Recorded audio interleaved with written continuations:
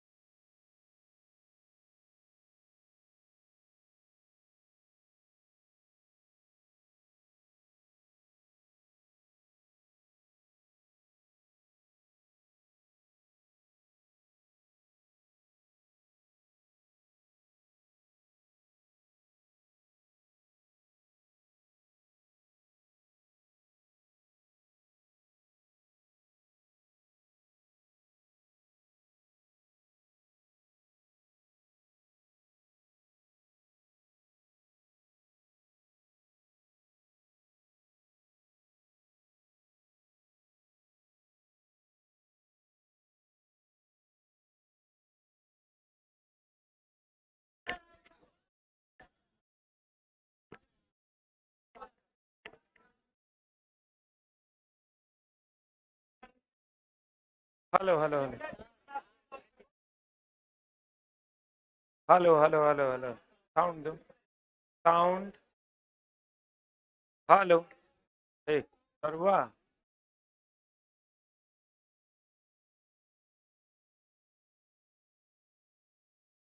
हो गया ना। Very good.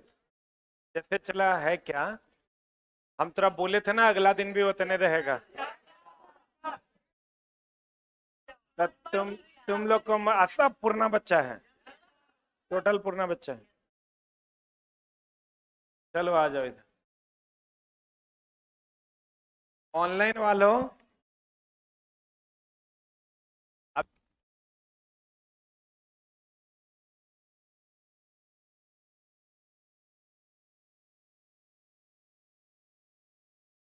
आ जाओ इधर।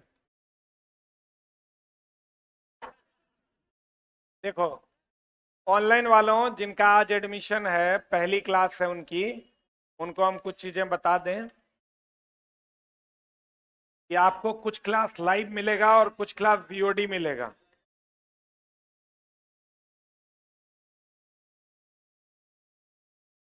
इंक्लाइन प्लेन पढ़ रहे थे ना हम लोग। देखो, ऑनलाइन वालों, ये वाली बुक अभी हम पढ़ाए हैं। देखो, इसमें कुछ क्लास आपको लाइव मिलेगा, जो 9:30 बजे से मिलेगा। कुछ क्लास आपको वीओडी मिलेगा, जो आपको ऑलरेडी आप पीछे चेक कीजिएगा तो आपको चैप्टर वाइज आपको उपलब्ध मिलेगा। यही किताब पढ़ा रहे हैं। बेसिक साइंस एंड ईडी की ये किताब है। आप कहिएगा ये किताब खरीदना जरूरी है, आप नहीं भी खरीद सकते हैं, आपको पीडीएफ भी हम डाल दिए हैं। और आज तो पूरे किताब का पीडीएफ एक साथ डाल देंगे। ठीक है।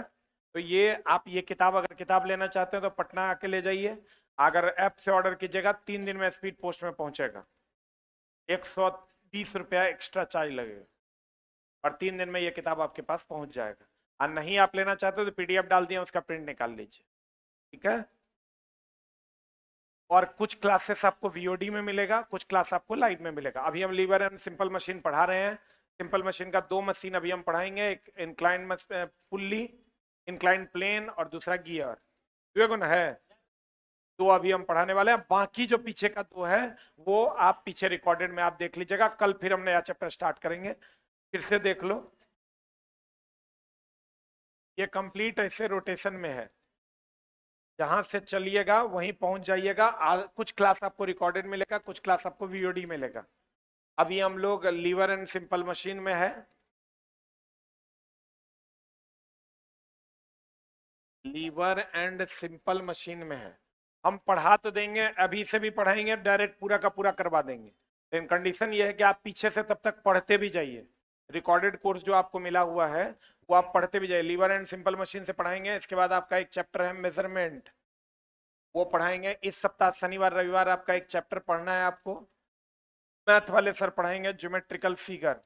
और इसी सप्ताह में शनिवार रविवार आपका 2-2 घंटा चलेगा इन्वायरमेंट। कितना? और आईटी लिटरेसी का एक क्लास बचा हुआ है, वो भी इस शनिवार रविवार खत्म करवा देंगे। ठीक है। तो ये बाकी जो कक्षाएं हैं आप अपना चैप्टर देख लीजिए। चैप्टर आपका कौन कौन सा है उसके हिसाब से आप अपना रिकॉर्डेड कोर्स जाके देखिए। कोर्स में जो जो वीडियो है उसको फॉलो करना शुरू कीजिए, पीडीएफ को फॉलो करना शुरू कर दीजिए। ठीक है। फिर से हम वैसे लास्ट में बता देंगे। अभी हम लोग जो पढ़ने वाले हैं वो इंक्लाइंड प्लेन से पढ़ने वाले हैं। इंक्लाइंड प्लेन क्या होता है देखिए। इंक्लाइंड प्लेन होता है ये, जहां पर जैसे आप अगर कोई ट्रक है, ये ट्रक है, यहां से आप गौर से पढ़िए, फिर हम आपको समझा देंगे कैसे कैसे आपको पढ़ना है। और यहां से मान लीजिए कोई गाड़ी उतरनी है तो ऐसे हम लोग एक प्लेन लगा देते हैं, एक लकड़ी का पटरा लगा देते हैं, लगाते हैं कि नहीं? एक लकड़ी का पटरा लगा देते हैं और ये पटरा जो है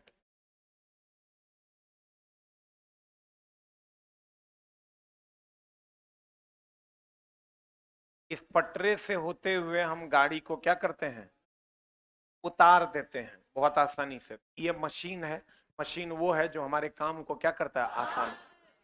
तो हम इंक्लाइन प्लेन वह प्लेन है जो हमारे काम को क्या कर देता है, आसान। हमारे काम को क्या करता है, आसान करता है, उसे हम इंक्लाइन प्लेन कहते हैं।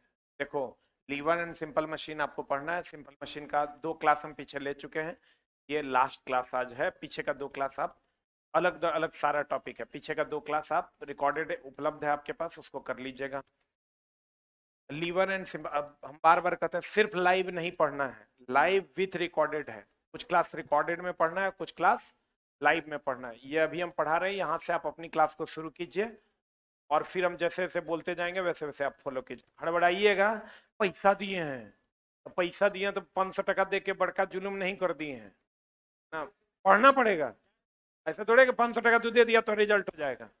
पढ़ना पड़ेगा और फॉलो करना होगा प्रॉपर वे में। फिर काबिल नहीं बनना है, जैसे जैसे कहते हैं वैसे वैसे फॉलो करो, काम हो जाएगा। ठीक है। हड़बड़ाओ वाओ वाओ वाओ करोगे नहीं होगा रिजल्ट, जैसे कह रहे हो वैसे पढ़ लोगे तो हो जाएगा रिजल्ट। ढेर काबिल बनने वाले लोग ही फंसे हैं। ये 45 नंबर कट ऑफ मान के बैठे हुए थे, वही सब गया है बोरा में। तो एकदम अस्थिर हो जाओ, कोई बात नहीं, तो और काम हो जाएगा। ये है इंक्लाइन प्लेन और ये है इंक्लिनेशन एंगल। ये कौन एंगल है, इंक्लिनेशन एंगल, जिसे हम थीटा से डिनोट करते हैं। ठीक है। इसका जो मान है थीटा का मिनिमम मान 0 डिग्री और मैक्सिमम मान कितना है, 90 डिग्री। या तो 0 डिग्री होगा तो इससे होगा, या तो ऐसे होगा तो कितना होगा, 90 डिग्री। ठीक है। ई इंक्लिनेशन का मान 0 डिग्री से 90 डिग्री के बीच होगा। और ये जो टेन थीटा जिसको आप ढाल कहते हैं, टेन थीटा जिसको आप क्या कहते हैं, ढाल कहते हैं, वो टेन थीटा बताओ ये क्या होगा। ये ऊंचाई, ये अगर हम इसको परपेंडिकुलर मान लें, परपेंडिकुलर मान ले, ये बेस हो जाएगा, बोलबे नहीं करेगा। एक बेस होगा तो ये क्या होगा, परपेंडिकुलर। आप कहते हैं टेन थीटा बराबर होता है P by B, P by क्या, बी। यहाँ से थीटा का मान 0 डिग्री से 90 डिग्री के बीच होगा, मैक्सिमम मान 90 डिग्री होगा, मिनिमम मान 0 डिग्री। ठीक है। इंक्लाइन प्लेन से हम लोग नत समतल पर किसी वस्तु को उतारते हैं या चढ़ाते हैं। इससे हमको कम बल लगाकर उतारना पड़ता है, ज्यादा बल, कम बल लगाकर चढ़ाना होता है। और एक चीज और ध्यान में रखिएगा, जब भी घर्षण बल लगेगा गति के विपरीत लगेगा। अगर आपकी गति इधर है तो घर्षण बल इधर लगेगा, गति अगर इधर है तो घर्षण बल इधर नहीं लगेगा। अगर आप चढ़ा रहे हैं ऊपर की ओर तो घर्षण बल नीचे की ओर, धकेल रहे हैं नीचे की ओर तो घर्षण बल ऊपर लगेगा। ये किसी भी आनत समतल पर। घर्षण तो आप पढ़े होंगे, वो गति का क्या करता है, विरोध कर। घर्षण तीन प्रकार का, स्थैतिक घर्षण, गतिज घर्षण और लोटनिक घर्षण, पढ़े हैं कि नहीं। अब देखो, कहते हैं यह एक ऐसा उपकरण है, बताओ, ये अधिकतर ये 90 डिग्री से कम में होता है ढलान। ऐसे सीधा होगा तभी 90 डिग्री होगा ढलान, ऐसा ढलान बहुत कम होता है, लेकिन हो सकता है। ऐसा ढलान बहुत कम होता है, अधिकतर ढलान का मान 90 से कम होता है, ये 90 से कम होता है। कहते हैं यह एक ऐसा उपकरण है जिसमें एक समतल सतह होता है। क्या होता है, समतल सतह। ये ऐसा सतह है तो ये समतलित सतह न है, जो क्षैतिज से कितना डिग्री के कोण पर होता है, से समकोण अर्थात 90 डिग्री से कम पर होता है। ये 90 डिग्री से क्या होता है, कम होता है, लेकिन अप्रोक्स 90 डिग्री के बराबर होता है। मैक्सिमम मान अगर कर दोगे तो कितना डिग्री होगा, 90 डिग्री। अब कहता है दोस्त देखो, ये यही ना अनंत समतल है जिस पर हम किसी वस्तु को क्या करते हैं, गिराते हैं। नत समतल, इंक्लाइंड प्लेन, यह एक ऐसा उपकरण है पे समतल सतह होता है। ये समतल सतह होता है जो क्षैतिज से 90 डिग्री के कोण पर, 90 डिग्री से कम के कोण पर झुका होता है। ये 90 डिग्री ना होगा रे, कहते हैं दोस्त मेरे, लेकिन मैक्सिमम कितना तक होगा, 90। कहता है एंगल ऑफ इंक्लिनेशन, यही है एंगल ऑफ इंक्लिनेशन। जितना पर कोई भी सतह झुका हुआ होगा उसे हम एंगल ऑफ इंक्लिनेशन कहते हैं। वह कोण जिस पर समतल सतह क्षैतिज से झुका होता है उस सतह को एंगल ऑफ इंक्लिनेशन कहते हैं। इसी को एंगल ऑफ, नत समतल पर ढाल, ढाल जो होता है ये होता है वर्टिकल राइज। ये बताओ, टेन थीटा बराबर पी बाई बी की बी बाई पी, बताओ ये परपेंडिकुलर है, आज जकरा साथ कोण बनाता है बेस हो जाता है।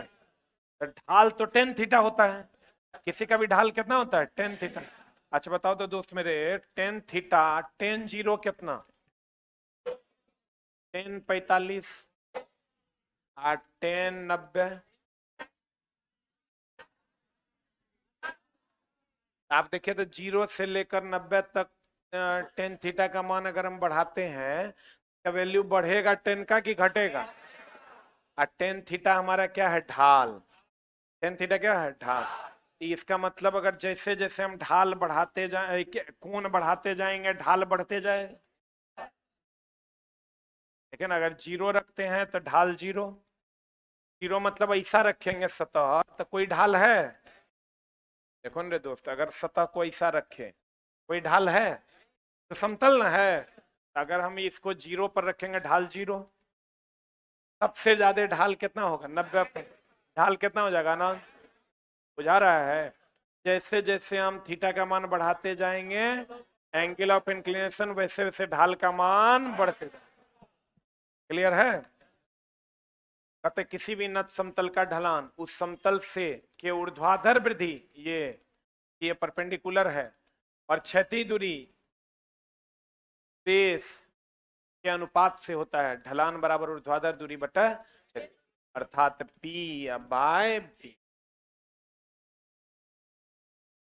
बताओ ए बी बटा बी सी हो जाएगा, देखो नहीं यहाँ, ए बी बटा बी सी हो जाएगा। तो कहते हैं इसी को टेन थीटा कहते हैं। ढलान बोले तो टेन थीटा, ढलान बोले तो थीटा नत समतल का झुकाव कोण है, यही ना है। ऑनलाइन वालों जो आज एडमिशन लिए हो, इधर समझने की कोशिश करो, हम तो बताएंगे कैसे पढ़ना है, पहले इधर समझने की कोशिश करो। हाँ, हड़बड़ा अभी हड़बड़ा के अंधुन कमर, ये क्या चल रहा है, अरे ये क्या हो रहा है, कुछ नहीं हो रहा है, तुम समझने की कोशिश करो ना, हम तो सब काम कर देंगे। अच्छा चला, अस्थिर रहेगा तबे ना होगा, हड़बड़ा के हो जाएगा, अस्थिर हो सब हो जाएगा। आप सब चला हम सेटिंग कर रहे हैं, आज कंप्लीट सेटिंग कर देंगे, कैसे कैसे यूट्यूब पे क्या क्या शेड्यूल कैसे कैसे आना है। हाँ, हमरा पता है चला कि दर्द तोरा कहाँ कहाँ है, सब दर्द के उपाय करेंगे, बाकी बैच को हम बंद कर रहे हैं। हाँ, बोल दिए हैं कि बाकी बैचेस बंद रहेगा, लेकिन वो लोग को बोले हैं कि तुम 20 तारीख के बाद जब तुम हमको 2 घंटा पढ़वा लो, 3 घंटा पढ़वा लो, लेकिन अभी हमको CBT 2 वालों के लिए थोड़ा सा टाइम निकालना पड़ेगा, नहीं तो बच्चा फेल कर जाएगा, चलो पाप लग जाएगा हम। हाँ अच्छा, हम अपने तरफ से कोशिश करेंगे, बच्चा कमजोर होगा तो हम क्या कर सकते हैं हम, लेकिन कोशिश में कहीं दिक्कत नहीं कर किसी, अब चला हमरो इज्जत पर न है, लोग कहेगा कि इसके जाके फिर कहेगा इसके जाके कोर्स बेचवा है तब फलना, ओकर ओकर जवाब तो सिर्फ और सिर्फ रिजल्ट, उसके लिए तो हमरो हमरो न तोहर करियर है, तोरा से ज्यादा हमर करियर पर है, इसलिए अच्छे से मेहनत कीजिए आप। किसी भी नत समतल के लिए झुकाव थीटा का मान न्यूनतम मान कितना 0, अधिकतम मान कितना 90।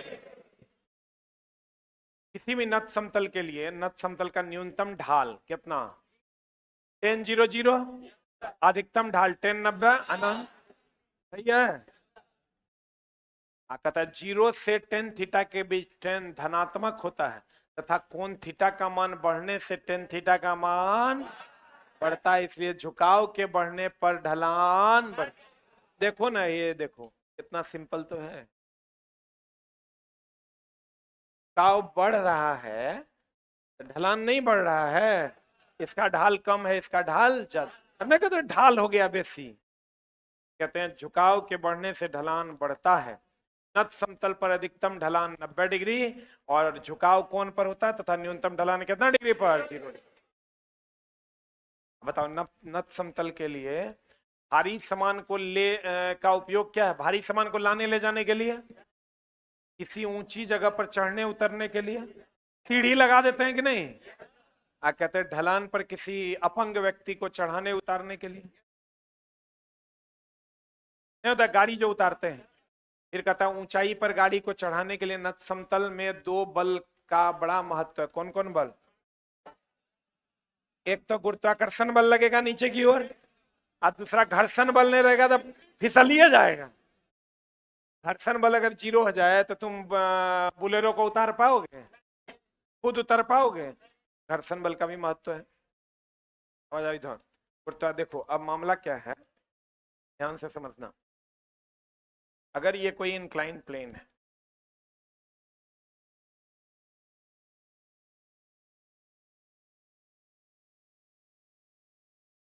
कोई चलक गच्छता काहे नहीं है जानते हो, कि नहीं पढ़ा देंगे, किसी का हमको लगता है बहुत लोग का तो बैच नहीं आया होगा CBT 2 के लिए, उसका रीजन है, कंटेंट नहीं है सामने वाले के पास, कंटेंट रहेगा तब ना आप पढ़ाइएगा, देयर इज नो कंटेंट। ये कंटेंट हम बनाए थे 2018 में, हाथ से लिखे थे, हमको एक एक लाइन हमारा कंटेंट पता, हमारे कंटेंट दूसरा आदमी पढ़ाएगा नहीं पढ़ा पाएगा, 20 दिन में नहीं पढ़ा पाएगा, मेरा कंटेंट हम पढ़ाएंगे तो देखो अभी पढ़ाएंगे जो तेरा 10 क्लास के बराबर, 10 क्लास, अब बहुत आसानी से तू समझ जाएगा, हमारा पता है कैसे समझेगा।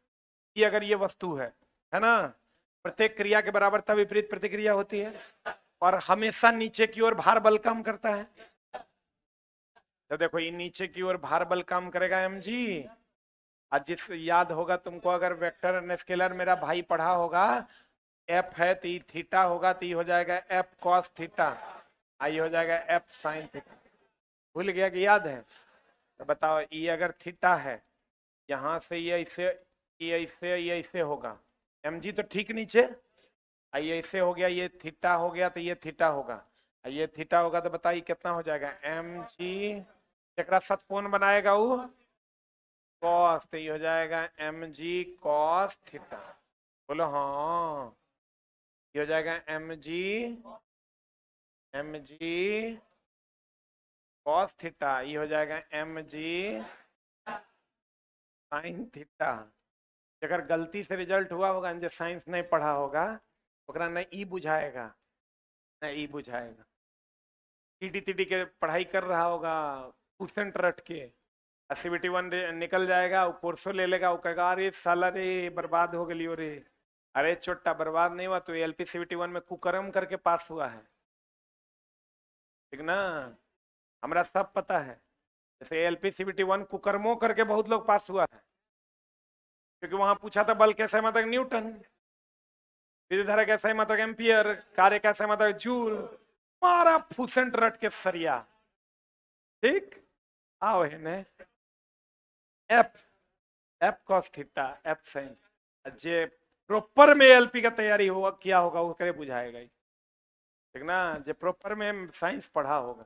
हमरा गरिया क्या करोगे तुम, पीछे अपने कुकर्म को गरियाओ, गलत कह रहे हैं चला। और ये अगर mg नीचे की ओर है तो अभिलंब प्रतिक्रिया बल ऊपर की ओर होगा, जिसको r या n से डिनोट करते हैं, r या n से डिनोट करते, दोनों आपस में क्या होता है बराबर। आइए वो तू और पढ़ा होगा, घर्षण बल जो होगा अगर इधर की ओर गति है तो इधर की ओर घर्षण बल लगेगा। घर्षण बल अभिलंब प्रतिक्रिया बल के समानुपाती होता है, और F बराबर होता है म्यू इंटू आर। म्यू जो है वो घर्षण गुणांक है, म्यू बराबर हो जाएगा F बाय आर। F घर्षण बल है और R घर्षण अभिलंब प्रतिक्रिया बल। F हो जाएगा बटा R के जगह NO लिखते हैं, इसका कोई मात्रक और बीमा नहीं होता, ये मात्रकहीन एंड बीमा हीन राशि है, और इसका मान 0 से 1 के बीच होता है। पढ़े हो, क्वोशेंट में ही नहीं है, वहां नहीं पढ़ा होगा। इसका मान 0 से 1 के बीच, और ये न्यूटन बटा न्यूटन हो जाएगा, मात्रकहीन और बीमाहीन राशि है। बोलन रे बोलन रे।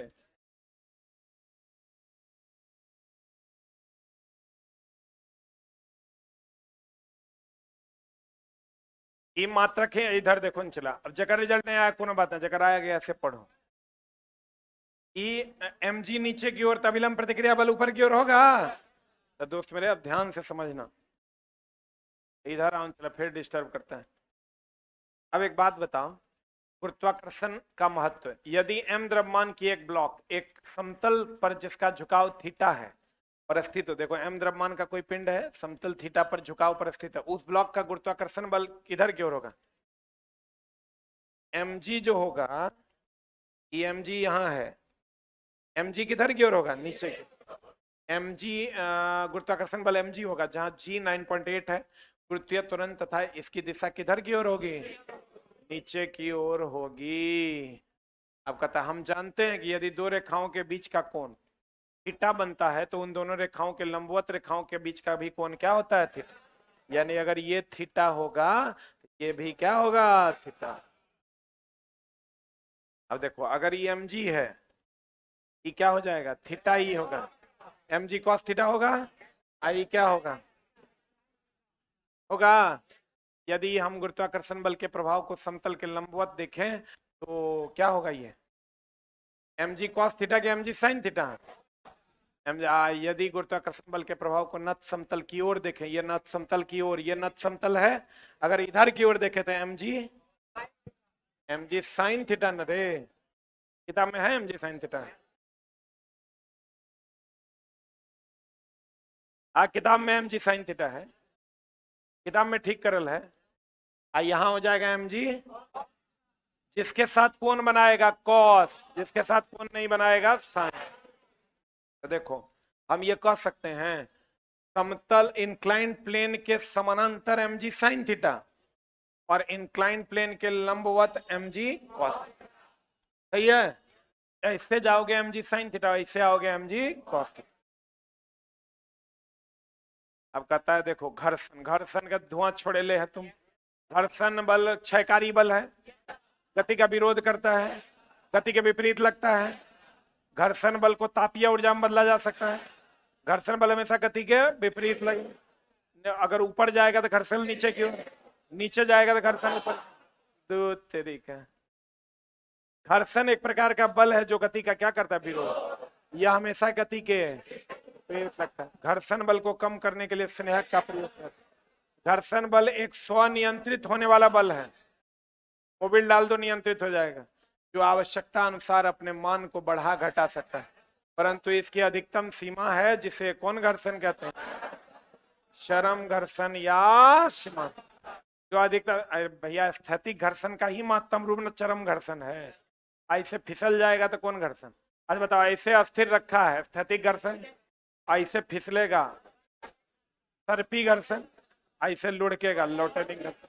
सबसे कम घर्षण लोटेनिक, क्योंकि सबसे कम विरोध लोटेनिक है। सबसे ज्यादा घर्षण स्थैतिक।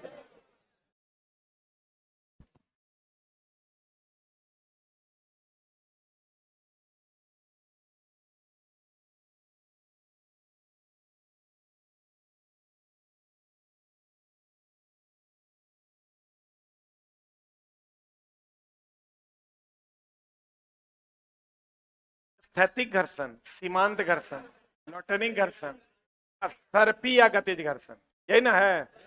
देखो चला, अगर कोई वस्तु अस्थिर अवस्था में है स्थैतिक घर्षण, अगर कोई वस्तु अब न तब लुढ़कने वाला है सीमांत घर्षण, और अगर कोई वस्तु लुढ़क रहा है लोटेनिक घर्षण, और अगर कोई वस्तु फिसल रहा है सर्पी या गतिज घर्षण। बताओ, सबसे ज्यादा होता है स्थैतिक, उससे कम होता है गतिज या सर्पी घर्षण, गतिज या सर्पी घर्षण, और सबसे कम होता है लोटेनिक घर्षण। सही है। गतिज घर्षण यह तब लगता है जब वस्तु अस्थिर होता है। सीमांत घर्षण यह तब लगता है जब वस्तु लुढ़कने पर, और लोटेनिक घर्षण यह तब लगता है जब वस्तु लुढ़कना। सही है। सर्पी घर्षण यह तब लगता है जब वस्तु क्या कर रहा होता है? फिसले। जब भैया फिसलेगा तो सर्पी घर्षण, लुढ़केगा तो लोटेनिक घर्षण। बोलेंगे सबसे ज्यादा सीमांत, उससे कम स्थैतिक, गतिज, लोटेनिक। खाली इतना याद रखो, सबसे कम कौन? लोटेनिक। यानी सबसे ज्यादा कम विरोध यही होगा। बॉल बियरिंग गतिज घर्षण को, बॉल बियरिंग अगर नहीं लगाओगे तो ऐसे गतिज घर्षण में फिसलेगा, और अगर बॉल बियरिंग लगा दोगे तो लुढ़केगा। तो बॉल बियरिंग लगा दिए तो जो गतिज घर्षण हो रहा था लोटेनिक में बदला कि नहीं बदला? और रोलर को खींचना आसान है कि लुढ़काना, क्योंकि लोटेनिक घर्षण का मान कम है। घर्षण के लाभ, पृथ्वी पर गाड़ी मनुष्यों का चल पाना क्या है? घर्षण लाभ। हम फिसल जाएंगे क्या है? हानि। हम चल पाए, मशीन चल पाएगा, लाभ। मशीन के पुर्जा टूट जाएगा। घर्षण ज्ञानी मशीन के कल पुर्जे खराब हो जाना, बर्फ पानी बालू पर चलने पर कठिनाई होना। इतने हक में कौन है? तेल, ग्रीस, मोबिल, ग्रेफाइट। ग्रेफाइट का उपयोग कहाँ करते हैं? पेंसिल में। घर्षण गुणांक जानता है कि नहीं? घर्षण गुणांक घर्षण बल तथा विलंब प्रतिक्रिया बल का अनुपात है। न्यू बराबर होता है F/R। F/R बोलो हाँ। घर्षण गुणांक मात्रकहीन और विमन 0 से 1 के बीच है। घर्षण बल का मान सतहों की प्रकृति पर निर्भर करता है। मेरे गाल पर घर्षण ज्यादा होगा, बच्चा के गाल पर घर्षण कम है, क्योंकि मेरा गाल का सतह रुखड़ा है। जितना ज्यादा रुखड़ा होगा घर्षण उतना ज्यादा। घर्षण बल का मान सतहों की प्रकृति पर निर्भर करता है, लेकिन सतहों के क्षेत्रफल पर निर्भर नहीं करता है। घर्षण बल एक प्रकार का संपर्क बल है। संपर्क में आएगा तबे लगेगा, ऐसे रहेगा तो घर्षण होगा। संपर्क बल होता है जो दो वस्तुओं के संपर्क में आने पर कार्य करता है और हमेशा उनके बीच सापेक्षिक गति का विरोध करता है। घर्षण बल की दिशा, घर्षण बल हमेशा गति के विपरीत लगता है। यदि वस्तु नत समतल पर ऊपर की ओर चढ़ रहा है तो घर्षण के बल नीचे, ऊपर चढ़ रहा है तो घर्षण नीचे। दो समर भाई हमर, अगर नीचे जा रहा है तो घर्षण ऊपर। यदि वस्तु समतल पर नीचे आ रहा है तो घर्षण बल की दिशा ऊपर। घर्षण बल बताओ F बराबर म्यू इंटू आर होता है। अरे घर्षण बल अभिलंब प्रतिक्रिया बल के समानुपाती होता है। समानुपाती का चिन्ह हटाएंगे, म्यू इंटू आर होगा। घर्षण बल का परिमाण घर्षण गुणांक तथा अभिलंब प्रतिक्रिया बल का गुणनफल होता है। घर्षण बल, घर्षण गुणांक और अभिलंब प्रतिक्रिया बल का क्या है? बोलो हाँ। अब पता चला EMG बुक में ठीक है, लास्ट में करवाए हैं ठीक, बुक छपने जा रहा था तब लास्ट में एक दिन हम 2 घंटा बैठ के इसको ठीक करवाए, थोड़ा लोग से छुट्टी लिए थे, उसमें फिर से रीचेक किए। इधर mg साइन थीटा, इधर mg कॉस थीटा। आई हाँ हाँ, नत समतल में घर्षण गुणांक नत समतल तथा ब्लॉक के बीच होता है। कि नत समतल आई ब्लॉक के बीच न होगा होता है, तथा अभिलंब प्रतिक्रिया के बराबर, या अभिलंब प्रतिक्रिया के बराबर होता है। यदि नत समतल घर्षण रही तो एकरा पे कोई घर्षण नहीं, अगर कोई घर्षण नहीं होगा तो हम जानते हैं कि यांत्रिक लाभ बराबर भार बटा, क्या बटाया? भार बटाया नत समतल पर रखे वस्तु का भार अगर कितना हो mg, तथा घर्षण नहीं होने की वजह से, घर्षण नहीं होने की वजह से ब्लॉक नत समतल के बीच में कोई घर्षण बल नहीं है, तो वस्तु W sine theta, W sine theta हो गया तुम्हारा ये। हाँ, W साइन थीटा को mg साइन थीटा नहीं बोल सकते, ये हो गया तुम्हारा mg साइन थीटा। गुरुत्वाकर्षण बल समतल की ओर प्रभाव, ये गुरुत्वाकर्षण बल का ये समतल की ओर प्रभाव है, और ये जो mg cos थीटा है, गुरुत्वाकर्षण बल का समतल की ओर प्रभाव mg साइन थीटा, और लंबवत नीचे की ओर प्रभाव mg cos थीटा। बल के कारण नीचे आएगा, इसलिए हम ऊपर की दिशा में प्रयास क्या लगाते हैं? W से। बताओ, अगर ये W साइन थीटा नीचे की ओर लग रहा है, हमको ऊपर ले जाना है, तो इसके विरोध में बल लगाना होगा। आपको कहेगा ऊपर ले जाने के लिए किसके विरोध में बल लगाना है? mg sign theta. ये वो चीज और देखो, आपको कहेगा वस्तु भारी क्यों लगता है? नॉर्मली भारी लगता है, नत समतल पर हल्का लगता है। इसलिए हल्का लगता है कि इसका जो mg cos थीटा है वो तो इसी पर लगता है, नत समतल पर ही। हमको खाली एक के घटक के लिए काम करना होता है mg साइन थीटा। अभी इस पर काम कीजिएगा, अभी इसको उठाइएगा तो दोनों घटक के लिए काम करना है, mg साइन थीटा भी और mg cos थीटा। समझ में आ रहा है? आपको कहेगा बताइए नत समतल पर कौन सा घटक हमको हमारे लिए काम को आसान बना देता है? mg cos थीटा, क्योंकि वो mg cos थीटा किधर की ओर लगता है? नीचे। क्लियर? यांत्रिक लाभ, कौन लाभ? यांत्रिक लाभ बराबर भार W है। देखो हम बोले यांत्रिक लाभ बराबर फॉर्मूला क्या होता है? भार बटा, तो देखो भार तो W है, भार क्या है? प्रयास या आयास जो हम कर रहे हैं वो mg साइन थीटा के अगेंस्ट कर रहे हैं। हम जो प्रयास कर रहे हैं, आप उत्तोलक में पढ़े होंगे ऑनलाइन वालों कि उत्तोलक का यांत्रिक लाभ भार बटा आयास, उत्तोलक का नहीं, किसी भी मशीन का यांत्रिक लाभ भार बटा आयास होता है। तो भार तो W हो गया, और प्रयास आयास जो हमको करना होगा केवल mg साइन थीटा जो नीचे की ओर लग रहा है उसके विरोध में, उसी के विरोध में ना, हो गया mg साइन थीटा। यहां से ये हो जाएगा W कट जाएगा, तो 1 बाई क्या हो जाएगा? साइन। साइन थीटा बराबर क्या हो जाएगा? P by B. अरे साइन थीटा बराबर P, मारेंगे छोटा P बाई एच, भूल गया क्या रे? P by H. तो साइन थीटा बराबर P हो गया ऊर्ध्वाधर वृद्धि, और H हो गया नत समतल की लंबाई। बोलो, तो साइन थीटा बराबर हम कह सकते हैं AB आप बट्टा AC, यांत्रिक लाभ हो जाएगा AC, क्योंकि 1 बाई साइन थीटा न होता है, यांत्रिक लाभ 1 बाई साइन थीटा। इसको प्लस साइन थीटा का मान इतना उल्टा करना होगा ना, ये हो जाएगा AC बाय AB, यानी यांत्रिक लाभ बराबर AC कौन सा? ये ना, यांत्रिक लाभ बराबर नत समतल की लंबाई यानी AC, ऊर्ध्वाधर वृद्धि यानी AB। जा रहा है? एक बार फिर से देख लो।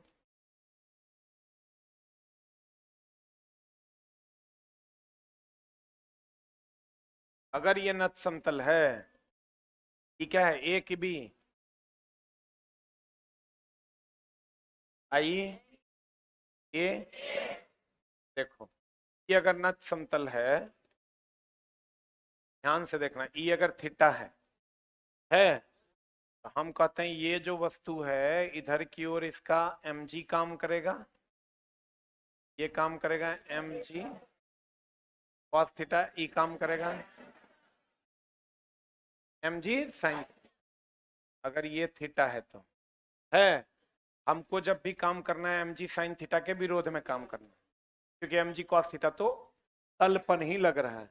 तो हमको पता है कि हमारा जो मैकेनिकल एडवांटेज है, मैकेनिकल प्रॉफिट है, यांत्रिक लाभ है, वो भार बटा आयास, तो आयास तो ये mg sin थीटा है, यानी w sin थीटा है, w w कट जाएगा, 1/sin थीटा है।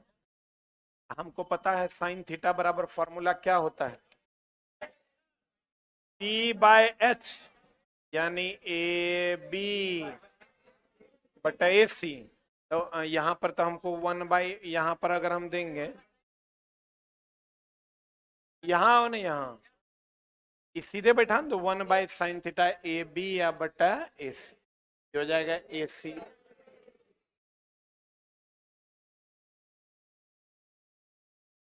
क्लियर है?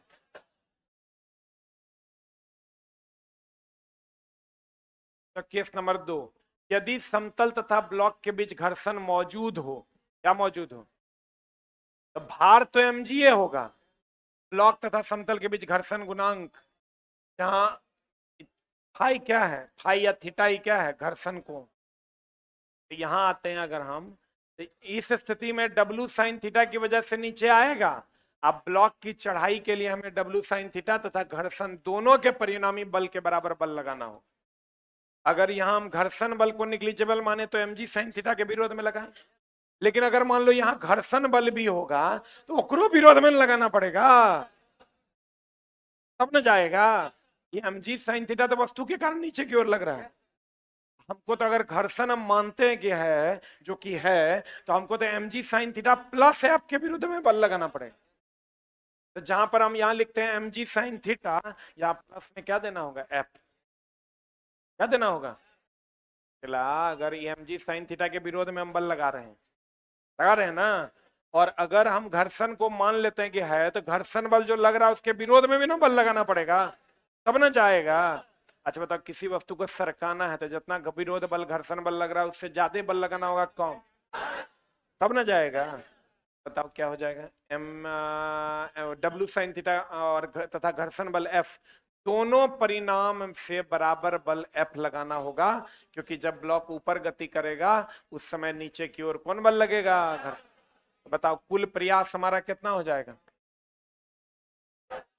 अब बताओ, इसको हम W sin theta plus F को हम लिख सकते हैं म्यू इंटू आर, इसी को लिख सकते हैं W sin theta plus mu R को हम लिख सकते हैं mg cos थीटा, बोलो ना, तो यहां लिख सकते हैं, इसी को लिख सकते हैं W sin theta plus plus plus mu W cos theta, बोलो रे। अब यहां पर भार तो भारे रहेगा, आयास के जगह पर ही वैल्यू आ जाएगा, क्या आ जाएगा, W sin theta plus W cos theta आ जाएगा। कब, जब घर्षण को कंसीडर करेंगे तब, कि घर्षण को नहीं कंसीडर करेंगे तब। अब बताओ, जब cos थीटा का मान जो तुमने, sin थीटा का मान ए बी बटा क्या आया था, ए सी, उसी तरीके से cos थीटा का मान नहीं निकल जाएगा। कहते हैं दोस्त मेरे, ये तो तुम्हारा एक बार फिर समझ लो, ध्यान से समझना। अच्छा तो इसको लिख लो ना, हाँ नहीं है तो इसको लिख लो। अरे लिखना क्या है रे चुट्टा, दिमाग में लिख लो ना। हम तेरा कर देते हैं, रुक ना, अरे रुक, अस्थिर तरह हम कर देते हैं। देखो केस नंबर 1 और शॉर्टकट कर देते हैं। जब घर्षण बल को हम लोग क्या मानेंगे, घर्षण बल को 0 मानेंगे, ये वस्तु नीचे की ओर mg होगा, ये हो जाएगा एम जी कॉस थीटा, इधर हो जाएगा एम जी साइन थीटा, ये हो जाएगा थीटा। सही है। अभिलंब प्रतिक्रिया बल ये हो जाएगा आर बराबर एम जी कॉस थीटा होगा। हमको पता है कि मैकेनिकल एडवांटेज बराबर होता है डब्लू भार बटा प्रयास। भार बटा क्या? प्रयास। ये उत्तोलक में आप पढ़े होंगे ऑनलाइन वालों। भार का मान है एम जी, एम जी को डब्लू लिखें, डब्लू। इधर जो प्रयास लगा रहे हैं वो M G, M G sine theta को लिखेंगे डब्लू साइन थीटा। ये डब्लू डब्लू कट जाएगा 1/। साइन थीटा को लिखेंगे हम लोग, अगर इसको ए, इसको बी, इसको सी मान लेते हैं तो साइन थीटा बराबर क्या लिखेंगे? परपेंडिकुलर बटा हाइपोटेन्यूज, बीसी या बटा एसी। ये बराबर हो जाएगा एसी या बटा। खत्म। बोलो रे। केस नंबर आते हैं 2। जब घर्षण बल, घर्षण होगा, जब घर्षण होगा, जब घर्षण होगा तो क्या होगा? घर्षण होगा तो क्या होगा? तो नीचे की ओर लगने वाला बल है सब कुछ सेम रहेगा, खाली ये M G sine theta plus घर्षण हो जाएगा। घर्षण बराबर हमको पता है म्यू इंटू आर, और म्यू इंटू आर के बदले हमको पता है एम जी कॉस थीटा। ये हो जाएगा एम जी कॉस थीटा। यहाँ से एफ बराबर हो जाएगा म्यू डब्लू कॉस थीटा। यहाँ से तब मैकेनिकल एडवांटेज बराबर हो जाएगा डब्लू अब but M G sine theta plus F, और एफ का मान इतना है तो ये हो जाएगा एम जी को डब्लू लिख दें, W sine theta plus mu W cos. कर चलवा जावा होगी बुरा में जा है। पिछले पिछले बार हम ये चैप्टर पढ़ाए भी नहीं थे, तैयो बच्चा के रिजल्ट हो गया। जल्दी लिख, लिख लो कहीं पर। पीडीएफ है ना रे? पीडीएफ में है ही पॉइंट, नहीं तो लिख लो। हेलो क्लास में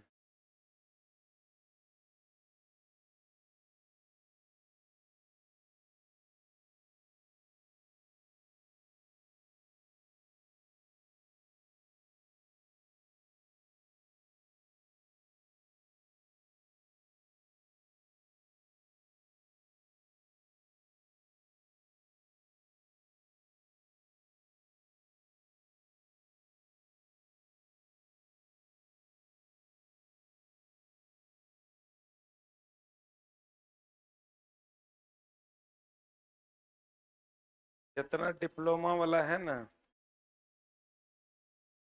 सब कहता है कि डेट नहीं बढ़ना चाहिए, आईटीआई वाला कहता है डेट बढ़ना चाहिए, डिप्लोमा वाला कहता है अरे तुम डेट बढ़वा रहा है, तू ही बढ़वा रहा है। आईटीआई वाला कहता है नहीं सर बढ़वाइए।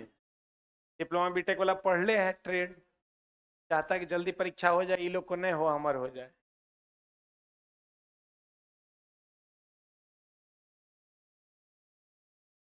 तो स्वार्थी आदमी का ना काम है रे।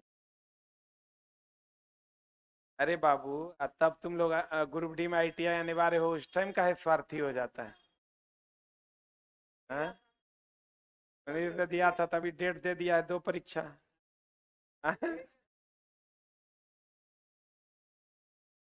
है ना, सबके लिए है, लेकिन दोस्त तो हम लोग तैयार हैं पहले से तब ना, न तो गड़बड़ा न जाएगा। ऑनलाइन वालों आपको दोनों क्लासेस करनी है, इस चैप्टर का 2 क्लास हम पीछे ले चुके हैं, उसको आप पढ़ लीजिएगा। क्लास 1 से लगा के पढ़िए, ज्यादा नहीं है। 4-5 चैप्टर आपको बेसिक साइंस ईडी में पढ़ना है, उधर ट्रेड पढ़ना है, बाकी तो सब आपका पढ़ा हुआ है। क्वेश्चन लगाइए, बाकी टाइम 5 घंटा हमको दीजिए, अब बाकी का टाइम आप अपना पढ़िए, ठीक ना? में हो जाएगा।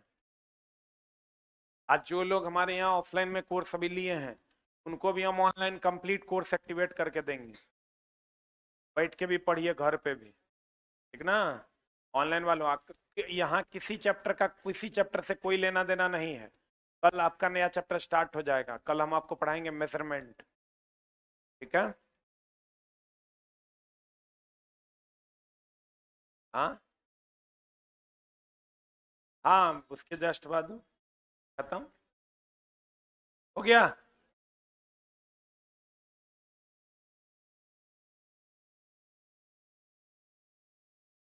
तीन क्लास उधर है, एक क्लास इधर, 4 क्लास खत्म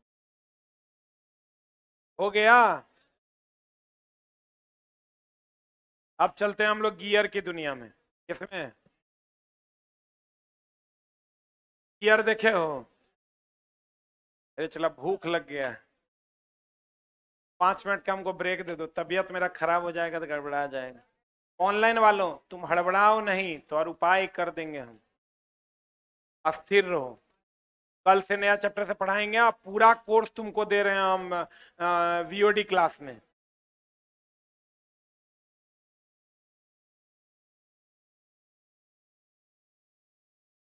डीजल का क्लास में 17 चैप्टर पढ़ना है, 13 चैप्टर हम ही पढ़ा दिए हैं, 4 चैप्टर दूसरा टीचर पढ़ा रहे हैं।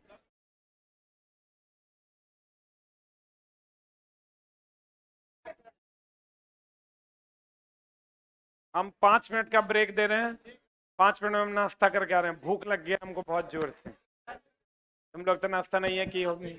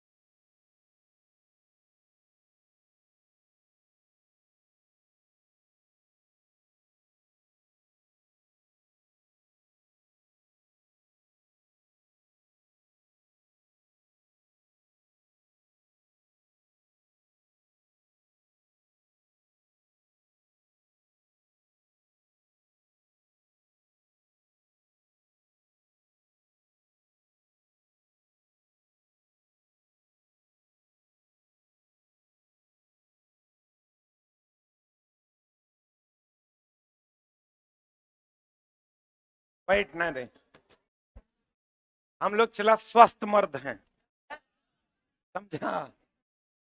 मेरा बाप जो है ना, बचपन में 2 भैंस रखा था जब तक हम बच्चा थे, बोला था कलेजा पुष्ट होगा, समझा। आज हम बड़े हो गए थे, बेच ली। सब कहता था देखो भैंस रख ले, लेकिन जब बड़े हुए तो फिर पापा बेच दियो। आ जाओ इधर, last topic of simple machine देख लो ऑनलाइन वालों। लीवर एंड सिंपल मशीन पढ़ना है आपको। सिंपल मशीन का ये तीसरा क्लास है, 2 क्लास ऑलरेडी रिकॉर्डेड फॉर्म में आप में डाल दिया गया है, आप देखिए। कहते हैं गियर का प्रयोग भी पावर ट्रांसमिशन के लिए होता है। ई साफ्ट से ई साफ्ट में, ई साफ्ट से ई साफ्ट में अगर आपको पावर को ट्रांसमिट करना है तो गियर लगाना होगा। अच्छा बताइए, यहां से ई साफ्ट घूम रहा है और इस साफ्ट के घूमने से इसको घुमाना है, कैसे घुमाइएगा?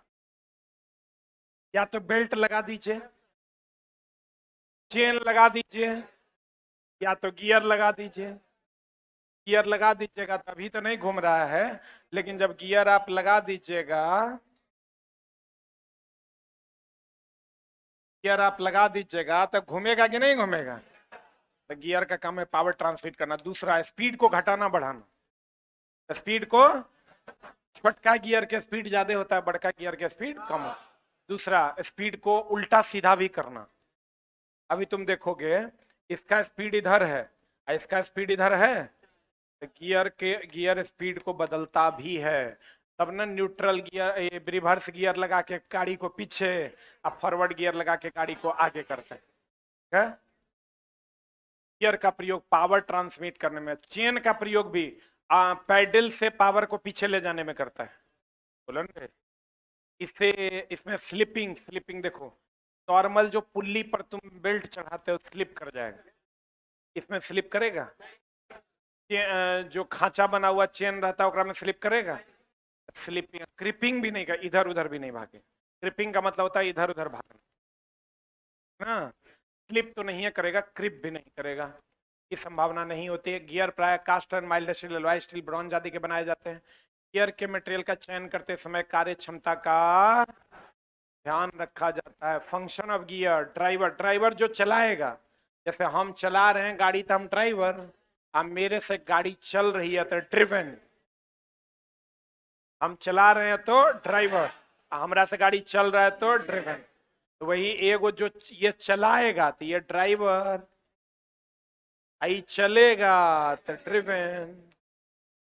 बोलो रे, कहते हैं ड्राइवर और ड्रिवन शाफ्ट को एक ही दिशा तथा विपरीत दिशा में क्या करने के लिए चला, दोनों काम ही कर सकता है। सेम दिशा में भी चला सकता है, विपरीत दिशा में। अब बोलोगे विपरीत दिशा में कैसे, समान दिशा में कैसे? अभी देखो तो ई इधर चल रहा है, ई इधर चल रहा है, एक और जब लगा दोगे, ई इधर चल रहा है, इधर चलेगा। ये दोनों देखो सेम दिशा में हो गया। कहते हैं स्पीड को बदलने के लिए 4 नंबर गियर लगा देते हैं तो स्पीड बढ़ता है कि नहीं?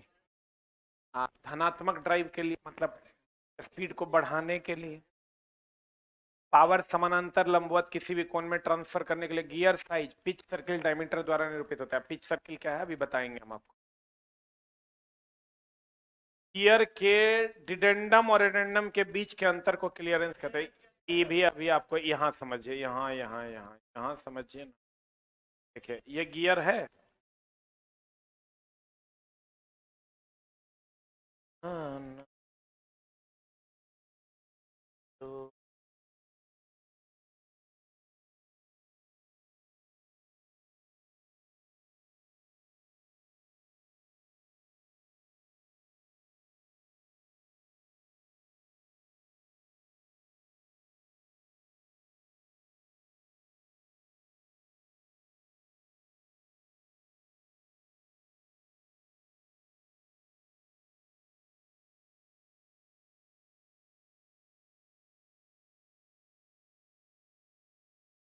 ए, क्या हुआ रे, इतना जोर से?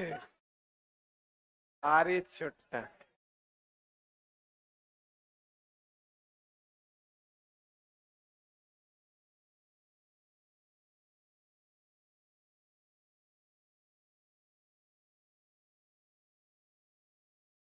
ऐसे नहीं करो, देखो क्लियर है। जब चलो हम लोग बीटेक में इतना ना पढ़े हैं ना, तब याद है 10 नंबर का आता था। देखो यही देख रहे हो, यही बाहर से जो सर्किल है, अरे खींचने दो रे गियर भाई।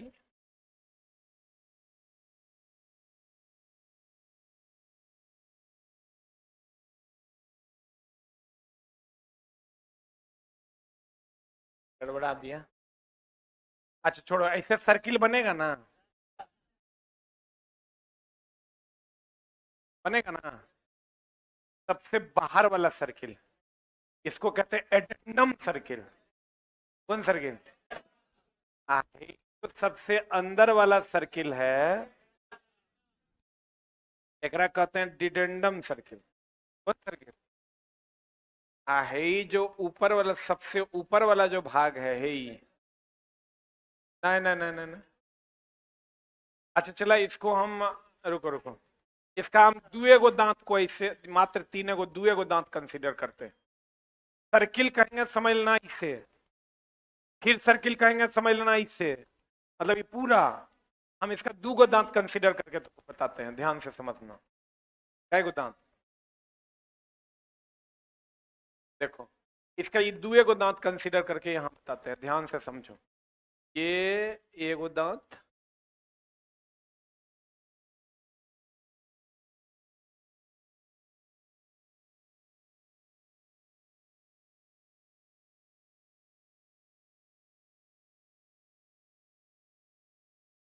कलर बदलते हैं, रुको।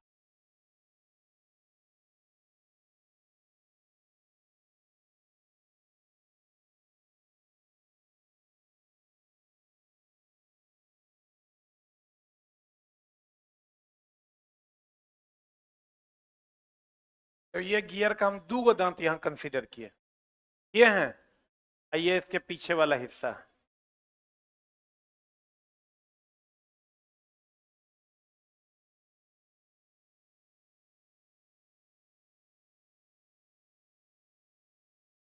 देखो तो ये दो गो दांत है। अब देखो ये जो सबसे बाहर से जो सर्किल है, ये वाला,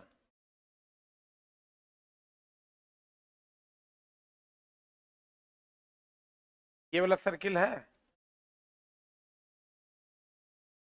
बाहर से, इसको कहते हैं हम लोग एडेंडम सर्किल।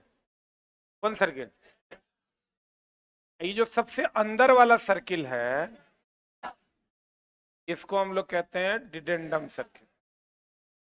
कौन सर्किल कहते हैं? देख लो, इसको कहते हैं डिडेंडम सर्किल। ये जो बीच से जो सर्किल जाएगा, इसको कहते हैं पिच सर्किल। यही पिच सर्किल का जो व्यास होगा यहां से लेकर फिर यहां तक, इस व्यास को कहते हैं प्रभावी व्यास। एडेंडम सर्किल के व्यास को, एडेंडम सर्किल के व्यास को, एडेंडम सर्किल का व्यास, डिडेंडम सर्किल के व्यास को, डिडेंडम सर्किल का व्यास। ये जो पिच सर्किल है, जो डेप्थ पूरी यहां से यहां तक हो गया गहराई, ये यहां से यहां तक क्या हो गया गहराई। तो भैया अगर ये गहराई के मध्य से गुजरने वाले सर्किल को कहते हैं पिच सर्किल। सर्किल। और सबसे बाहर वाले को क्या कहते हैं? Addendum circle. सबसे अंदर वाले को क्या कहते हैं? डिडेंडम सर्किल। ई जो पूरा ये जो डेप्थ है यहां से ये से, इसको कहते हैं डेप्थ, होल डेप्थ। कौन डेप्थ कहते हैं? अब देखो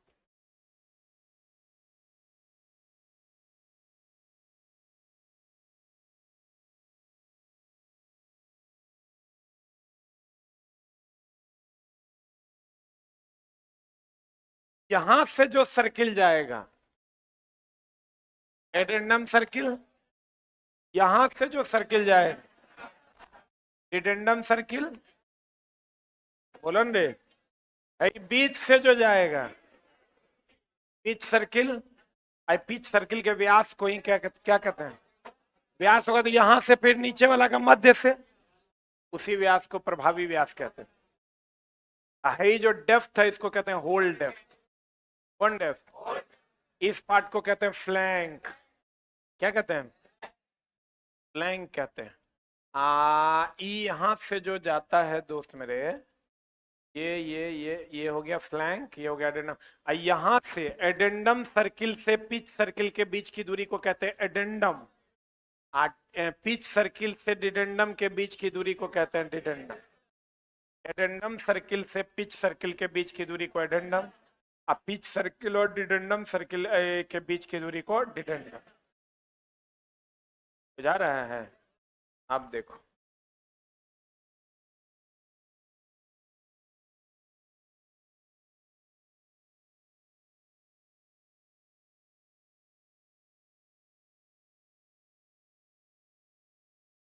डिडेंडम और एडेंडम के बीच का जो गैप होता है क्लियरेंस कहते हैं, खाली जगह। क्या कहते हैं उसको? खाली जगह कहते हैं। गियर में डिडेंडम और एडेंडम के अंतर को क्या कहते हैं? क्लियरेंस। मॉड्यूल किसको कहते हैं? T by D. टी क्या होता है? गियर के दांतों की संख्या। ये दांत काइगो है? आप बटा पिच वृत्त का व्यास। यानी जो पिच सर्किल हम खींचते हैं, ये जो पिच सर्किल हम इसे खींचेंगे ना हो, इसका यहां से यहां तक का व्यास से भाग दे देंगे डी बाई टी। आप देखो, कहते हैं, अब देखो, एक होता है रूट सर्किल। कौन सर्किल? ये जो डिडेंडम सर्किल है आपका, ये रूट मतलब होता है जड़। तब बताओ, यही ना जड़ है, इसी को हम कहते हैं रूट सर्किल। ये जो सबसे नीचे में जड़ है, इसी को डिडेंडम सर्किल भी कहते हैं, इसी को क्या कहते हैं? Root circle. देख लो, कहते हैं आउटसाइड डायमीटर। बताओ आउटसाइड डायमीटर क्या होगा? ये बाहरी डायमीटर या अंदरूनी डायमीटर? जो है, ये जो बाहरी डायमीटर, ये सबसे बड़ा व्यास ही ना आउटसाइड डायमीटर होगा। आई जो सबसे छोटा व्यास होगा सो इसको रूट सर्किल का व्यास कहते हैं। रूट मतलब जड़ सर्किल। रूट सर्किल मतलब, देखो कहते हैं रूट सर्किल आउटसाइड डायमीटर। या गियर का सबसे बड़ा व्यास है कि छोटा व्यास है? अगर दोस्त मेरे, ये गियर है, ये गियर है, ये गियर है, ये दोनों दांत है, तो इसका जो ये बड़ा व्यास होगा, यही ना आउटसाइड डायमीटर है। और रूट सर्किल, ये जो सर्किल होगा नीचे वाला, जिसको आप डिडेंडम सर्किल कहते हैं, यही ना रूट सर्किल है। गियर के दांतों के कट को स्पर्श करता हुआ जो वृत्त बनता है उसे रूट सर्किल और कौन सर्किल कहते हैं? डिडेंडम सर्किल। बताओ पिच किसको कहते हैं? दो संलग्न दांतों के बीच की दूरी को क्या कहते हैं? पिच। लेकिन ये पिच यहां नहीं नापते हैं। पिच जब भी नापेंगे, पिच सर्किल के अलोंग नापेंगे। ये हुआ यहां से यहां तक हुआ पिच, यहां से ऐसे नहीं नाप देना है। कहाँ नापना है? बीच में कि ऊपर? यानी पिच सर्किल के अलोंग नापना है। कोई भी दूरी नापना है तो किसके अलोंग नापना है? Pitch circle. कहता है दो संलग्न दांतों के बीच की दूरी को क्या कहते हैं? पिच। यह दूरी एक दांत से के किसी पॉइंट के संलग्न दांत के उसी पॉइंट, देख लो, अगर ये हमारा दांत है, इसका अगर ये पॉइंट लोगे, बोलन रे, तो इसका भी यही पॉइंट लेना होगा। ये पहला लिए ना, इसका कौन लेना होगा? जैसे इसका ये बीच वाला पॉइंट लिया, तो इसका भी बीच वाला लेना होगा। इसका अगर ये वाला पॉइंट लिए, तो तुम देख लो, इतना इतना होना चाहिए, तो इतना इतना है, बोलन रे। ये जो है एक भाग, एक भाग, ये दो भाग, तो यहां से भी अगर हम लेंगे तो इसका दो भाग जाएगा। और जब भी नापेंगे किसके अलोंग नापेंगे? पिच सर्किल के अलोंग नापेंगे, ऊपर में या नीचे नहीं नापेंगे। आपको कहेगा बताइए पिच जब भी नापेंगे किसके अलोंग नापेंगे? पिच सर्किल, क्योंकि पिच सर्किल ही प्रभावी सर्किल है। कोई भी चीज नापते हैं तो किसके अलोंग नापते हैं? Pitch circle. तो बताओ, इसमें हम ये कह सकते हैं यह दूरी एक दांत के किसी पॉइंट से संलग्न दांत के सेम पॉइंट के बीच की दूरी ली जाती है। अगला, दो संलग्न दांतों की दूरी को यदि पिच सर्किल में मापा जाए तो उसे कौन पिच कहते हैं? सर्कुलर। यानी अगर आप इसको पिच सर्किल के अलोंग अगर दूरी नापते हैं ऐसे, इस पिच का स्पेशल नाम कौन पिच है? सर्कुलर। इसका फॉर्मूला होता है पिच सर्किल की परिधि pi into D. 2 pi R होगा ना, तब 2 इंटू आर को डी लिख दिए, तो पाई इंटू डी। डी किस सर्किल का व्यास है? पिच सर्किल का। डी पिच सर्किल का व्यास है। अब बटा दांतों की संख्या। अब कहता है डायमीट्रल पिच, यदि गियर के दांतों की संख्या पिच सर्किल के व्यास से भाग दे दी जाए, गियर के दांतों की संख्या को पिच सर्किल से व्यास से भाग दे दिया जाए तो कौन पिच आएगा? डायमीट्रल।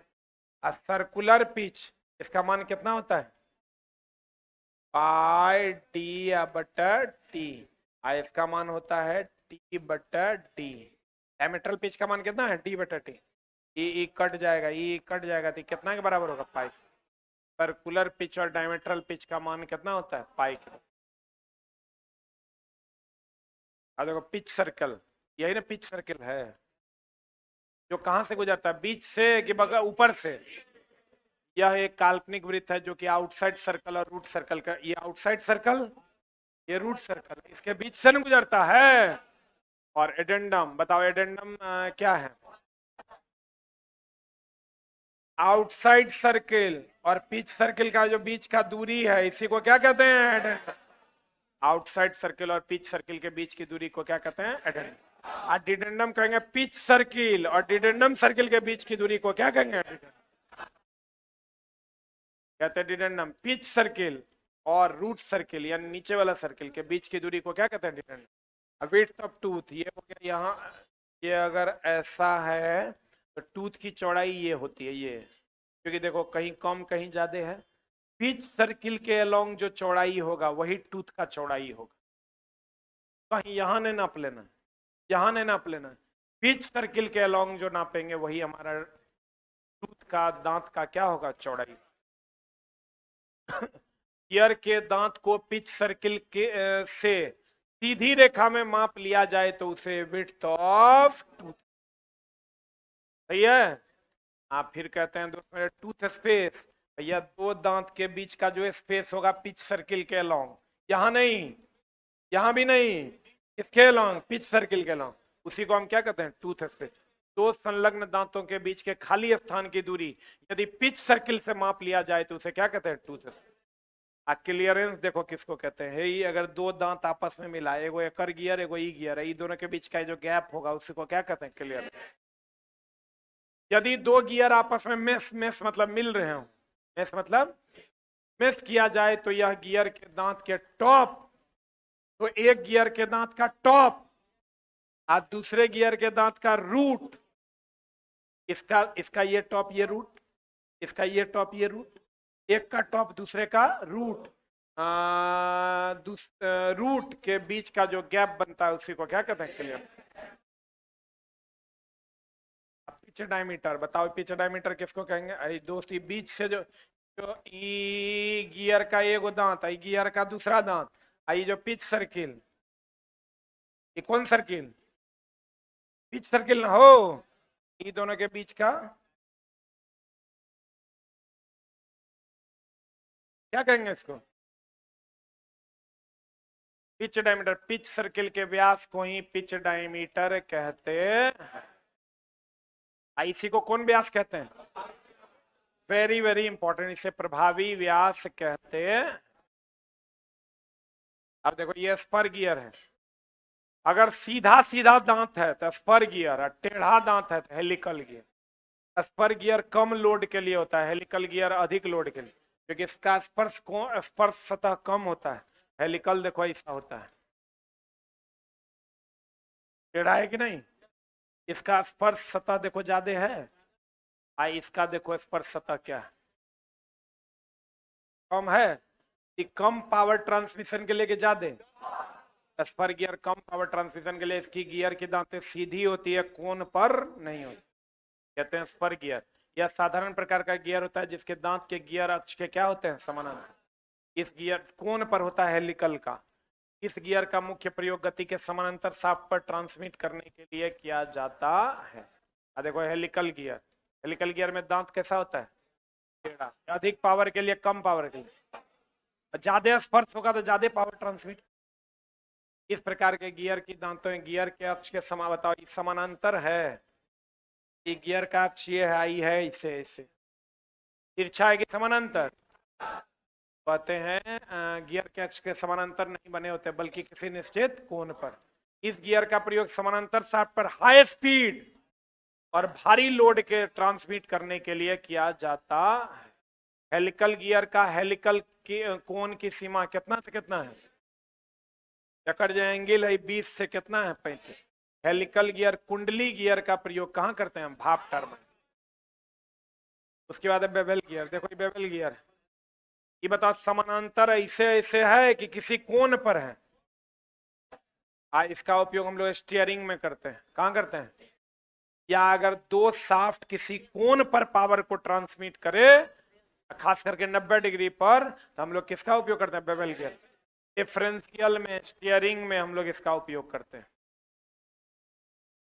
जब दो शाफ्ट के अक्ष एक दूसरे को काटते हो, देख लो ये दोनों का अक्ष एक दूसरे को काटेगा कि नहीं? शाफ्टों के बीच के कोण पर शाफ्टें किसी कोण में फिट हो तो ऐसे शाफ्ट पर गति को ट्रांसमिट करने के लिए कौन गियर का प्रयोग करते हैं? बेवल गियर का प्रयोग कहां करते हैं? डिफरेंशियल में। उसके बाद रैक एंड पिनियन। ई है रैक, आई है पिनियन। तो देखो तो ये घूमेगा तो ये आगे पीछे नहीं जाएगा। इसका भी उपयोग हम लोग करते हैं स्टीयरिंग में। स्टीयरिंग में यहां से एगो छड़ लगा के हम लोग ले लेते हैं स्टीयरिंग, एकरा लगा देते हैं चक्का में। ऐसे घुमाएंगे तो ये ऐसे घुमाएगा, ऐसे घुमाएंगे तो इधर घुमाएगा। इसको कहते हैं रैक, सीधा को कहते हैं रैक, गोल को कहते हैं पिनियन। रैक एक प्रकार का फ्लैट बार है। देखो तो रैक जो है ये एक प्रकार का फ्लैट बार है कि नहीं? फ्लैट का मतलब सीधा, जिस पर सीधे और सीरीज में दांतें कटी होती है। देखो सीधा सीरीज में दांत कटल है, बता दी रोटरी मोशन को रेखीय गति में बदल देगा या रेखीय गति को रोटरी मोशन में बदल देगा? रैक के साथ पिनियन को मेश कर दिया जाता है। रैक के साथ पिनियन को क्या किया था? मेश किया, जिस पर स्पर गियर के समान ही सीधा दांत कटा होता है। ऑटोमोबाइल के स्टीयरिंग में, स्टीयरिंग जो हम लोग घुमाते हैं ना, इसी का प्रयोग करते हैं। फिर अब वार्म गियर, देखो यही है वार्म गियर। एक बार घूमेगा तो कई एक बार घूमेगा। जहां हाई स्पीड करना हो ना, इसको कहते हैं वार्म। सीधा छड़ जो है कर क्या कहते हैं? वार्म। एकरा क्या कहते हैं? गियर। इसको कहते हैं वार्म व्हील या वार्म गियर, इसको कहते हैं वार्म। जहां स्पीड आपको बहुत ज्यादा, मतलब एक बार घुमाए 50 बार अगला घूमे, वहां पर हम लोग इसका उपयोग करते हैं। वार्म एक प्रकार का सिलिंड्रिकल रॉड है। देखो नहीं, सिलिंड्रिकल रॉड है वार्म, यही तुम्हारा वार्म है। वार्म यही है। वार्म एक प्रकार का सिलिंड्रिकल रॉड होता है जिस पर हेलिक्स या स्पाइरल रूप से लगातार चूड़ियां बनी होती है, जिसको एक वार्म गियर के साथ क्या किया जाता है? देखो नहीं, वार्म गियर के, वार्म को वार्म गियर के साथ मेश कर दिया जाता है, मिला दिया जाता है। इसका प्रयोग वहां किया जाता है जहां पर दो शाफ्ट आपस में क्रॉस करते हैं। एगो देखो ऐसे है, एगो देखो ऐसे है, तो दोनों एक दूसरे को क्रॉस किया कि नहीं किया? और उन पर गति को ट्रांसमिट करना हो। इसमें वार्म को घुमाने पर वार्म गियर क्या होता है? इसको घुमाओगे तो ये घूमेगा, परंतु वार्म गियर को घुमाने से वार्म नहीं। इसको घुमाओगे तो ये घूमेगा, लेकिन इसको घुमाओगे तो ये नहीं। वार्म को घुमाने से वार्म गियर क्या होता है? घूमता है। गियर ट्रेन में उपयोग किए जाने वाले निष्क्रिय गियर का उद्देश्य आउटपुट शाफ्ट की घूर्णन की आवश्यक दिशा को क्या करना? बदलना। देखो कैसे, ये गियर है,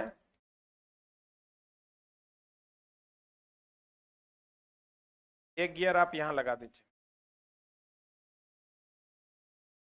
एक गियर फिर आप यहां लगा दीजिए। इसको हम आइडल गियर या निष्क्रिय गियर कहते हैं। देखो इसका स्पीड इधर होगा तो इसका इधर होगा, बोलवे नहीं करेगा। फिर इसका इधर होगा तो इसका इधर होगा। इसी गियर को आइडल गियर कहते हैं। निष्क्रिय गियर किसी काम का नहीं है, केवल दिशा को क्या करता है? बदलता है। गियर ट्रेन में उपयोग किए जाने वाले निष्क्रिय गियर का उद्देश्य आउटपुट शाफ्ट की घूर्णन को आवश्यक दिशा देना होता। इसका प्रयोग दिशाओं को परिवर्तित करने के लिए किया जाता है। एकल बेल्ट के लिए, अगर आप बेल्ट लगाते हैं, एकल बेल्ट के लिए ढलवे लोहे से बनी पुल्ली के रिम की मोटाई D/300 प्लस mm से लेकर D/200 mm प्लस 3, जहाँ D क्या है? व्यास। जहाँ D क्या है? अगर किसी बेल्ट को पुल्ली पर हम चढ़ाते हैं, उसका जो व्यास, उसका जो मोटाई होगा इसका बेल्ट का, वो इतना से इतना के बीच होगा। एक आध को कभी कभार पूछ देता है, पुल्ली एक गोलाकार डिस्क है, छोटा पुल्ली देखे हो आटा चक्की मिल में, पुल्ली एक गोलाकार डिस्क होता है जिसकी मदद से एक शाफ्ट से दूसरे शाफ्ट तक पावर को ट्रांसमिट किया जाता है। सही है। फिर कहता है गियर मॉड्यूल में पिच सर्किल का व्यास और दांतों की संख्या के बीच का अनुपात। अभी हम बताए थे गियर का जो मॉड्यूल होगा वो क्या होता है? पिच सर्किल का व्यास अब बटा दांतों की संख्या, टी बटा क्या? टी। डिडेंडम पिच सर्किल के दांतों के नीचे वाला भाग है कि ऊपर वाला? ये जो डिडेंडम है ये पिच सर्किल से नीचे वाला ना भाग है, और ऊपर वाला भाग को एडेंडम।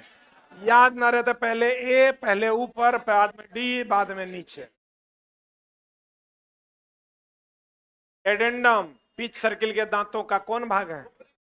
ये पिच सर्किल से ऊपरे वाला भाग ना एडेंडम है। किसी मशीन का एक शॉर्ट शाफ्ट क्या कहलाता है? स्पिंडल। मशीन में कहीं भी शाफ्ट लगा दोगे तो उसको क्या कहते हैं? स्पिंडल। स्पिंडल के एक सिरे पर थ्रेड, टेपर इत्यादि बने होते हैं जिससे होल्डिंग डिवाइस को लगा। अच्छा बताओ, स्पिंडल तुम देखा होगा तो जिस सिरे पर चक्का लगाते हो थोड़ा टेपर होता है कि नहीं, ताकि वो आसानी से घुस जाए। बोलो रे, हो गया। अब देखो एक बार फिर समझाते हैं, ध्यान से समझना।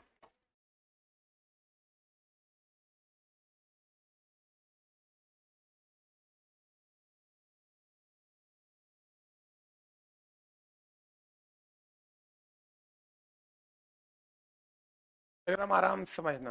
कहते हैं दोस्त मेरे, गियर की अगर हम बात करें, ऑनलाइन वालों थोड़ा पेशेंस रखो, कल से नया चैप्टर स्टार्ट होगा और हम तुमको आज सारा प्लेलिस्ट सुधार के पूरा वीडियो हम आपको अभी तक जो पढ़ाए वो रिकॉर्डेड दे रहे हैं। मेहनत करना शुरू कर दीजिए और पीछे की चीजों को कंप्लीट करना शुरू कर दीजिए, ठीक है? अब आप कहिएगा कि सर नहीं सब क्लास लाइव ही पढ़ाइए, तो हम तो पढ़ाएंगे ही, लेकिन आपका छूट जाएगा। अब एग्जाम से 3 दिन पहले तक हम पढ़ाएंगे, चूंकि आप अब लेवे किए आप 17 दिन पहले एडमिशन, हम तो पढ़ाएंगे ही, लेकिन आपको हम रिकॉर्डेड भी देते हैं, तब तक आप एक बार उसको पढ़ भी लीजिए और तब हम पढ़ा भी देंगे। और आपके लिए बहुत हेडेक नहीं है, हम बता देते हैं आपको। बेसिक साइंस एंड ईडी में टोटल 16 चैप्टर है, जिसमें 10 चैप्टर आपका पढ़ा हुआ है, आपको 6 को चैप्टर पढ़ना है, तो बहुत हेडेक नहीं लीजिए। मैथ रीडिंग पढ़ ले है, ये 6 चैप्टर में टाइम दीजिए, आप बाकी का उधर ट्रेड का जो 15-16 चैप्टर उसमें टाइम दीजिए। ये पूरा जो 20 दिन आपको बचा है वो 6 chapter basic science and ED का, 8 चैप्टर मान लो, 8 चैप्टर मान लो, चूंकि 6 चैप्टर तो उसी में है, और उसमें भी 6 चैप्टर में तो एक तो आपका ज्योमेट्रिकल फिगरे है जो मैथ से रिलेटेड है, तो 6-7 चैप्टर मान लो, 7 चैप्टर 16 चैप्टर में 9 चैप्टर आपका ऑलरेडी पढ़ा हुआ है। ये पढ़ा हुआ है, जैसे यूनिट एंड डायमेंशन है, स्पीड एंड वेलोसिटी है, वर्क पावर एनर्जी है, हीट है, इलेक्ट्रिसिटी है, ये आप पीटी में ऑलरेडी पढ़े हुए हैं। ये 7 चैप्टर आप पढ़िए, इतने आपको पढ़ना है, और बाकी 16-17 चैप्टर जो है आपका वो ट्रेड का है। तो ट्रेड में तो हम आज से शॉर्ट नोट से स्टार्ट कर दिए हैं, हीटर में ऑलरेडी स्टार्ट है, इलेक्ट्रिशियन में आज से शॉर्ट नोट से स्टार्ट हो जाएगा, ठीक है? तो आप इसको पढ़ना शुरू कीजिए। 16 चैप्टर ट्रेड और 7 chapter basic science and ED का आप पढ़ लीजिए, आपका काम हो जाएगा।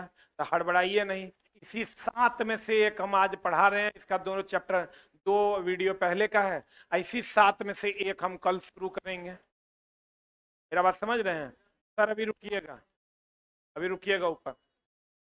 इसी 7 में से देखो, फिर से समझ लो, ऑनलाइन वालों या जिन्होंने आज पहला एडमिशन लिया है,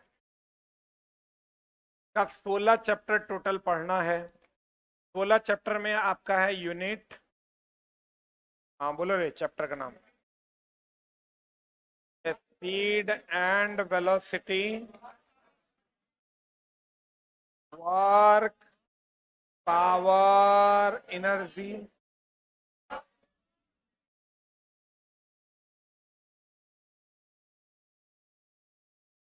मास, वेट एंड डेंसिटी, हीट,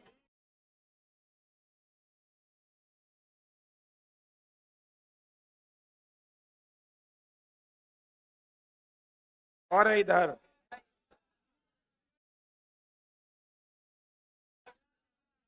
ना उसके बाद देखो ये जो 16 चैप्टर है आपका बेसिक साइंस एंड ईडी का, उसके बाद जो ये चैप्टर ये ऑलरेडी आपने पढ़ रखा है,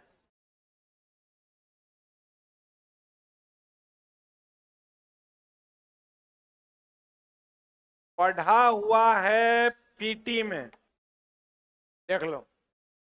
अब बचा आपका जो चैप्टर 1 2 3 4 5 6 चैप्टर आपने पढ़ रखा है।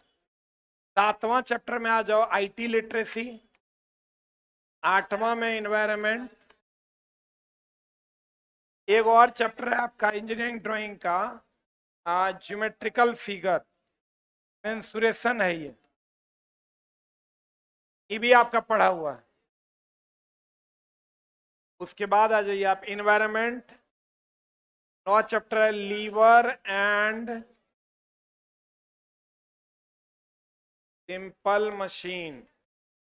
10 नंबर चैप्टर है मेजरमेंट। रुकना, 10 नंबर चैप्टर हो गया ये। 6 चैप्टर है टोटल तुम्हारा। 11 नंबर में है लाइन,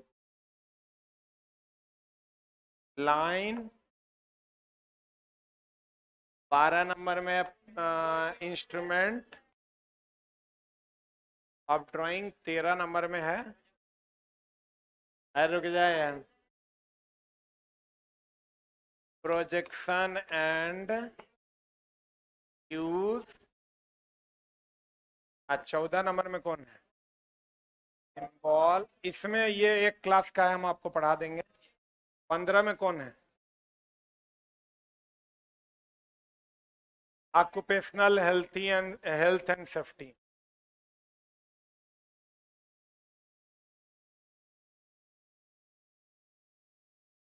और है